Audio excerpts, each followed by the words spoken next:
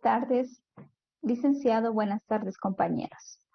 Mi nombre es Rosa López y me toca exponer sobre la fenomenología. Como vemos, antes de entender este tema, primero vamos a entender qué es el psicologismo, el cual explica el estado subjetivo del ser humano. Por ejemplo, la tristeza es el producto de transformaciones cerebrales. Para esto tenemos al precursor Immanuel Kant, quien fijó dos estados, objetivos y subjetivos. El objetivo, que son dados por la actividad mental, y los subjetivos, que se derivan de los estados mentales. Esta corriente fue muy criticada y uno de sus principales criticadores fue Edmund Husserl, quien su teoría fue el estudio de la filosofía no podía ser reducido a las reacciones fisioquímicas observables de la conducta, sino que deberían de estudiar las ideas. Este fue el pilar para tratar la filosofía como una ciencia rigurosa, dando origen a la fenomenología, quien también describe los fenómenos mentales y cómo se producen en la conciencia. También trajo términos importantes como el acto de conocer, el cual es la introyección de los estímulos por medio de la experiencia directa, que llega a ser el fenómeno tal cual se define, el cual nace de la fenomenología. La noesis, que es el acto mental de pensar. Noema, el contenido del objeto del pensamiento. El objeto ideal, proceso para llegar a entender la realidad. La conciencia intencional, que es una vez adquirida el conocimiento tal cual como se hace propio. Y el epoge, suspensión del juicio, de no negar, no afirmar y mantenerse neutral. Muchas gracias. Un cordial saludo para el docente y para los compañeros. Mi nombre es Jürgen Hidrobo y voy a exponer lo siguiente. La conciencia para la fenomenología. La conciencia tiene intencionalidad inherente. La conciencia, a su vez, está compuesta por noesis, que es el acto de pensar, noema, contenido objetivo del pensar. El sujeto, mediante la conciencia, intuye, al intuir genera sentido y al generar sentido reflexiona y valida. El sujeto, mediante la conciencia, define, experimenta, prepara razones y experiencias para luego tener certeza en sus pensamientos. El sujeto se ve a sí mismo como conciencia y la conciencia ve al sujeto como un ser integrado de tendencias, historia, voluntad y actos intencionales. También la conciencia ve al sujeto como un objeto en el mundo. Conciencia intencional se bate en tres dimensiones del tiempo, que es la imaginación, que es el futuro, sensaciones vivenciales, que es el presente, memoria, que es el pasado. En mi conciencia intencional existe un futuro. Mi pasado diseña mi futuro, y todo esto podría ser la base de la planeación y la trascendencia. Fenomenología trascendental busca ser consciente a la persona de la realidad interna, de lo que observa, componentes universales, y que estos son experiencia y esencia. El método fenomenológico considera el EPOG. Está basado en la reducción eidética o actitud natural, reducción trascendental o actitud trascendental. El método fenomenológico pretende llegar a la conciencia pura, subjetividad y trascendental.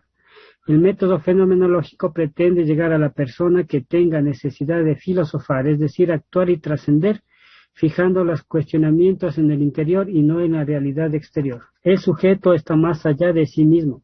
Gracias a esta transformación y de acuerdo a sus fines, transforma el actuar. El sujeto trasciende lo conocido y tiene a ser consciente de la subjetividad trascendental. El método fenomenológico está representado por la esencia y la intuición. La esencia, estructura invariable, y la intuición, que a su vez tiene sensitiva, procesual y otras formas de percepción, como la interna analizada mediante percepciones de la conciencia. Buenas tardes, compañeros y profesor. Continuando con el tema, el objeto puede darse a sí mismo como un signo o una imagen, que esa sería pues la representación del mismo. También puede ser tomado pues como un componente temporal, que puede ser el ahora, el recuerdo o la expectativa de este. También podemos verlo como un componente real, que también pues podría ser una fantasía. ¿Okay? El tema que yo les voy a compartir es el de la fenomenología de las ciencias sociales, en la cual pues fue introducida por Schutz, quien estudia la vivencia de la persona y cómo ésta adquiere el conocimiento a base de la conciencia intencional y particular. ¿Okay? La fenomenología estudia la vivencia de esta persona, cómo ésta pues va adquiriendo conocimiento a través del tiempo, cómo ésta pues va adquiriendo experiencia después de haberse unido a cierto grupo de personas. ¿Okay? Esto también podría significar que las tipificaciones no son solo consecuencias del desarrollo del estrato social de cada individuo, o sea, todo lo que nos rodea define prácticamente pues quiénes somos y cómo pues podemos sobrellevar las relaciones interpersonales. ¿Okay? En el caso de la filosofía analítica del lenguaje de Wittgenstein, empecemos hablando de él, quien nace en 1989 en Viena, quien estudia los usos del lenguaje, aunque él considera que el mismo lenguaje es un impedimento para llegar a un lenguaje ideal, que esto quiere decir que la estructura ideal es la que se corresponde a la realidad objetiva. Pero por cuestiones de idiomas, dialectos o jergas, los mensajes no siempre son bien comprendidos por todos los miembros del grupo en el que se está impartiendo. La importancia del lenguaje privado radica pues en una teoría específica de la racionalidad. ¿Okay?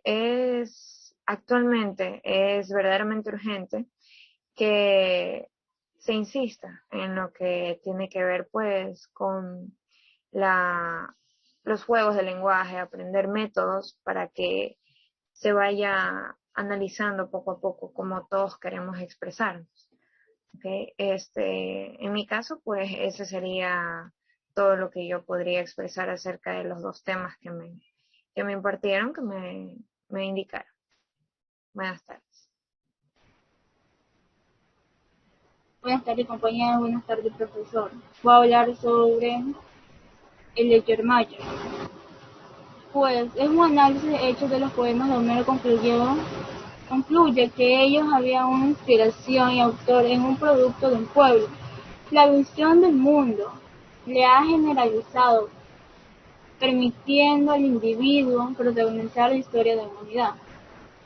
Con permiso de compartir pantalla.